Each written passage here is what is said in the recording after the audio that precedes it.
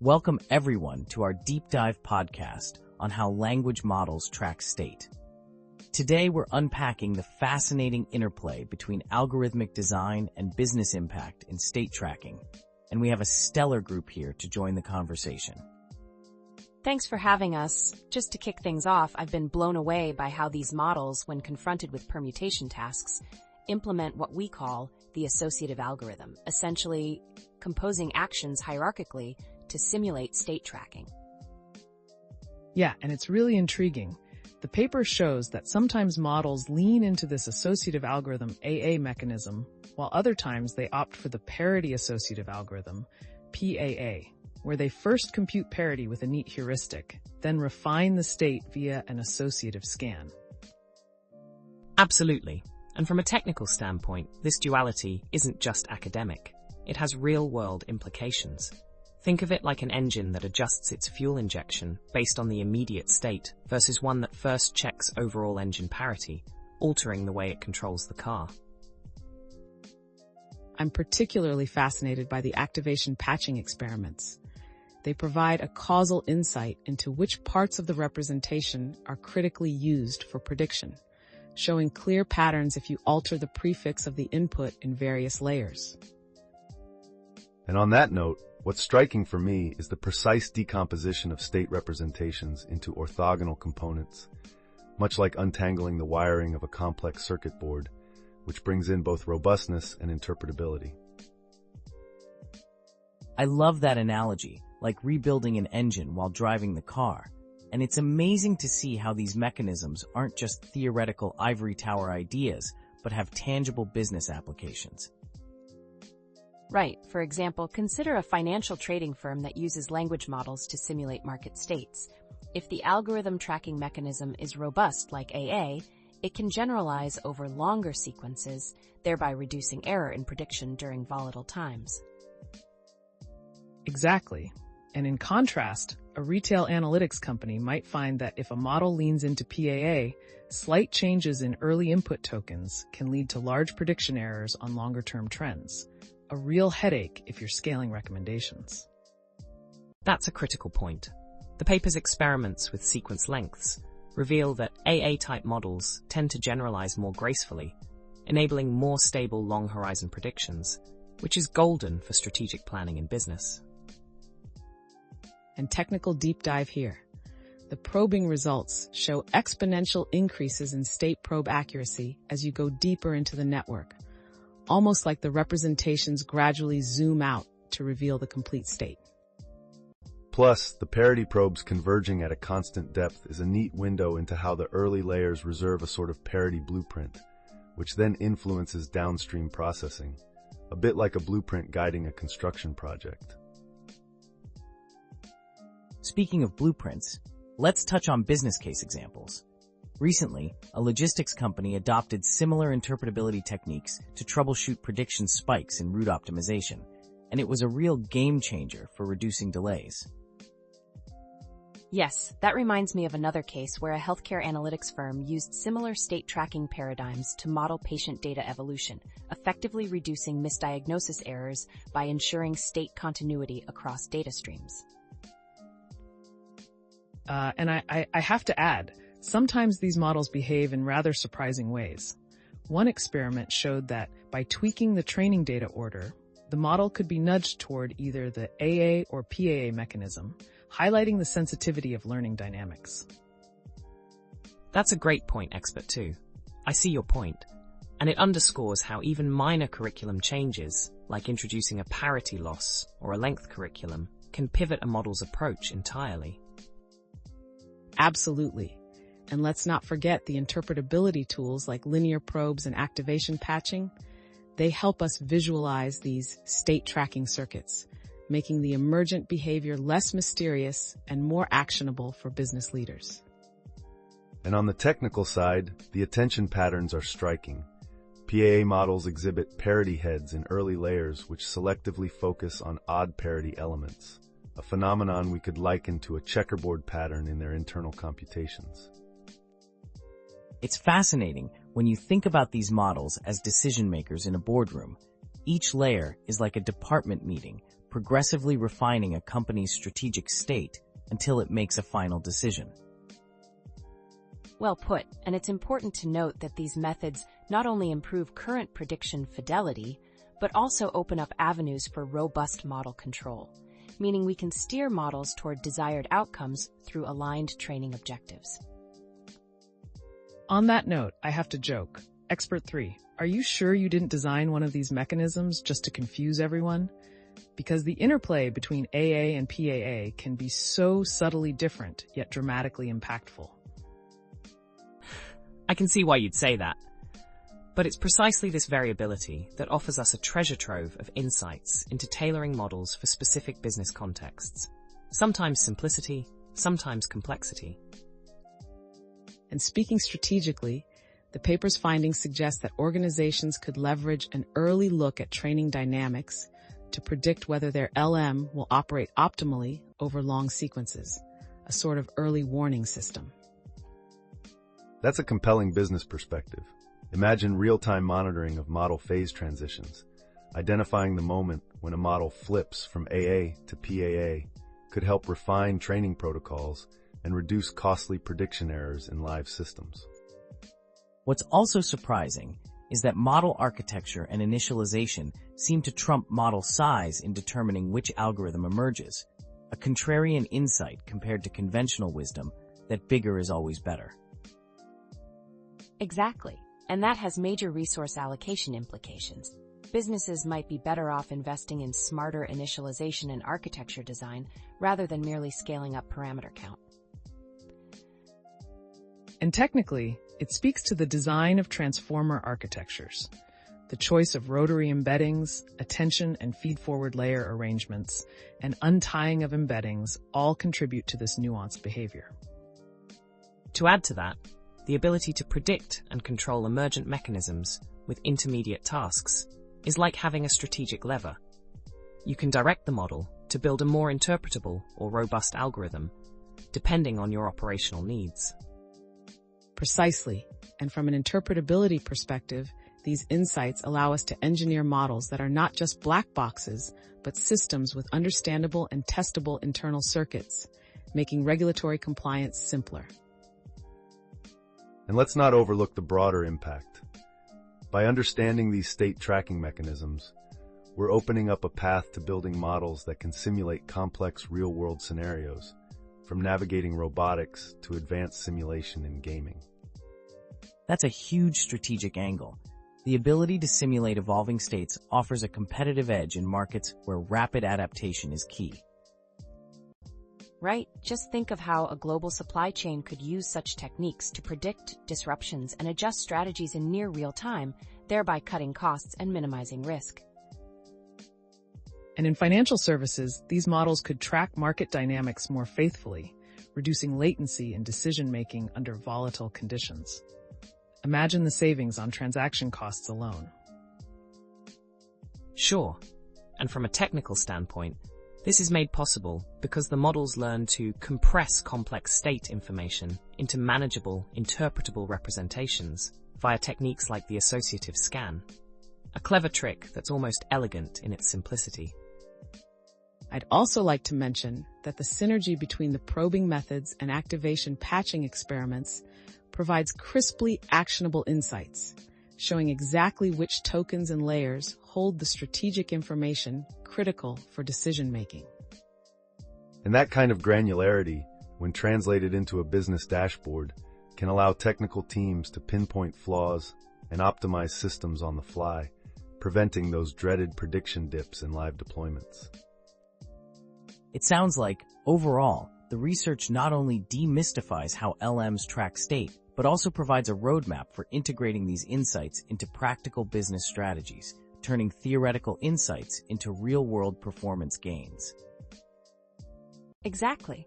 And it's a reminder that sometimes the most robust innovations lie in understanding the fundamental building blocks of our models, which then cascade into improved system design across industries. I'll add, with a dash of humor, sometimes deciphering these hidden circuits feels like being a detective in a sci-fi novel. Each layer a clue, each activation a piece of evidence. That's an apt description. And every detective knows that sometimes the smallest clue, a parity head here, an activation signature there, can solve the entire mystery. And as business leaders, knowing the inner workings helps demystify the black box reputation of AI, providing concrete levers for investment in new technologies. To sum it up, we're seeing a paradigm shift where technical rigor meets strategic imperatives, and by mastering these state tracking mechanisms, we can drive innovation in industries ranging from healthcare to finance. Incredible insights from all of you. Thanks for such an engaging, technically rich, and business-savvy discussion that truly spans the full breadth of the topic. It's been a pleasure. Excited to see where these insights take our industry next. Definitely. Here's to building smarter models and even smarter strategies together. Cheers to that, and thanks to everyone for tuning in. And remember, the engine of innovation is fueled by curiosity and a deep understanding of our tools. Here's to turning research breakthroughs into real-world competitive advantages. Welcome back to part 2 of our deep dive podcast on language models tracking state. Today we're going even deeper into the technical implementations and exploring real-world business applications emerging from these advances. Thanks, host. So let's kick things off with a technical deep dive into the core of the associative algorithm, or AA, which essentially groups operations hierarchically. Imagine repeatedly pairing up adjacent tokens so that by layer log 2n, the model has aggregated all the sequential actions into a single representation. Exactly. And what's fascinating is that this grouping isn't arbitrary. It exploits the associative property of permutation composition so that every layer essentially performs an associative scan to compute cumulative state. The clever bit is that in each successive layer, the scope of the aggregated state doubles, which means that the calculation depth scales logarithmically relative to the input length. Right, and from a technical perspective, that logarithmic scaling is critical. It means a 100-token sequence might only require around 7 layers to fully encode state, which is a huge efficiency boost compared to a sequential approach that might linearly depend on the sequence length. And to add to that, the parity associative algorithm, or PAA, introduces an initial constant depth module that computes the parity, a checksum if you will, of the operations before composing the parity complement in a similar associative manner. This two-stage process effectively prunes the state space early on.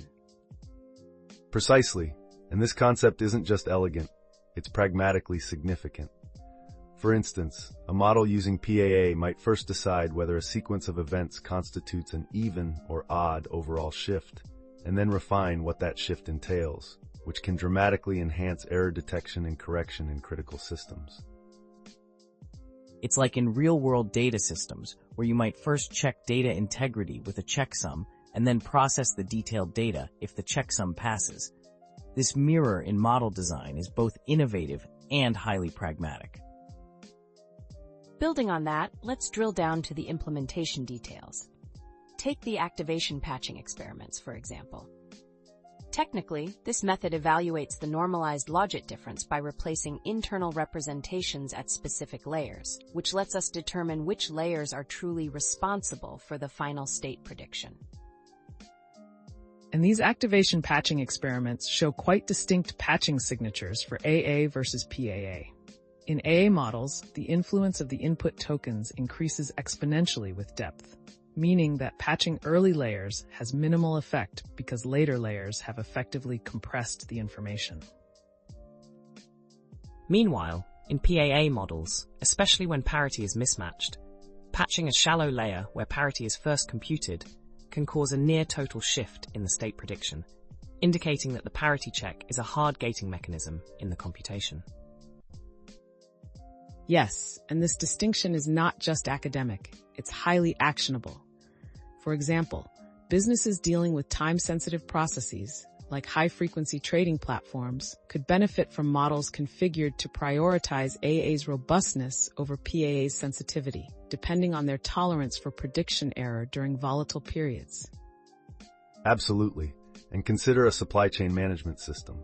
If you're tracking a dynamic environment, having a model that can robustly generalize over longer sequences, as AA does, means fewer breakdowns in state prediction, which translates directly to more reliable logistics forecasts. That's a brilliant connection to business. Imagine how refined state tracking can be integrated into advanced forecasting tools to minimize disruptions during peak shopping seasons. Furthermore, the technical architecture of these models, such as the use of rotary embeddings and the specific design of feed-forward layers, affects which mechanism emerges during training. Pre-training conditions can steer a model toward either AA or PAA, which is crucial when aligning a model's behavior with business requirements. And speaking of steering, the idea of employing intermediate tasks like a parity prediction loss is a game changer. By adding an auxiliary loss term early on, companies can essentially nudge a model to adopt the PAA approach if that's more aligned with their operational metrics. I'd also like to highlight an unexpected insight. While many assume that increasing model size naturally leads to better performance, the research shows that architecture and initialization play a much bigger role in mechanism emergence.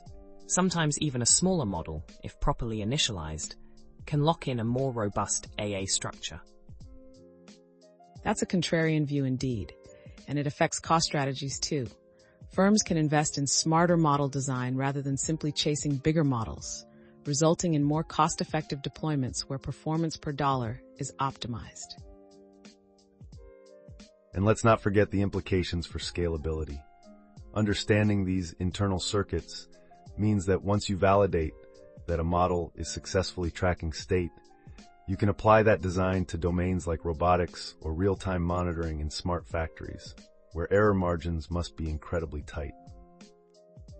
I love hearing these technical insights with clear business ramifications. For instance, one major industrial manufacturer recently used similar activation analysis to tweak their predictive maintenance models, which led to a 15% drop in unplanned downtime. Exactly. And another example comes from the financial sector. A bank optimized its risk management pipeline by analyzing the probe accuracies across transformer layers, letting them tweak their state tracking to be more resilient against volatile market data. Yes, and in customer-facing applications too. A retail company used insights from error patterns in these models to refine their recommendation engine, ensuring that the customer journey remained coherent even as the state tracking scaled to longer purchase paths. Let's also touch upon the parity head phenomenon in PAA models. These are essentially attention heads attuned to odd parity tokens, and their localized focus is remarkably reminiscent of how specialized departments work in a business setting, each focusing on a critical subset of the overall enterprise.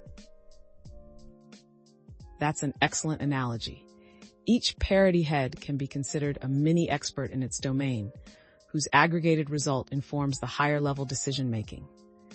This compartmentalization is particularly valuable in distributed systems where fault isolation is essential. Moreover, by visualizing these internal components using projection techniques, like the linear separation in 3D space, as was demonstrated in the paper, we gain actionable insights on how to reorganize or even compress large language models without sacrificing performance. And that compression has direct cost benefits, making systems lighter and faster, which is crucial in environments like mobile applications or edge computing. Definitely. And the beauty of this research is how it bridges the gap between deep technical understanding and strategic business outcomes by revealing that controlled training dynamics can actually predetermine the robustness of your system. What's also interesting, and perhaps slightly counterintuitive, is that slight curriculums in training, like gradually increasing sequence length, don't drastically push the model toward one mechanism or another, indicating that some inherent properties of the architecture guide the final outcome. Yes, and this inherent behavior is something businesses can exploit. For instance, when customizing models for different industries, the same base architecture can be fine-tuned with specific curriculum parameters to target either stability in long sequences or sensitivity in early pattern detection. And let's not underestimate the regulatory impact here.